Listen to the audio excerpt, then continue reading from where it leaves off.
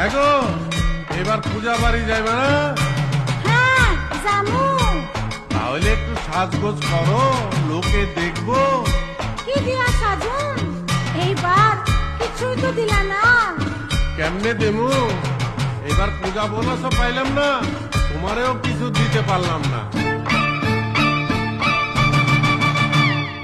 চাই না আমার রেশমি চুড়ি, চাই না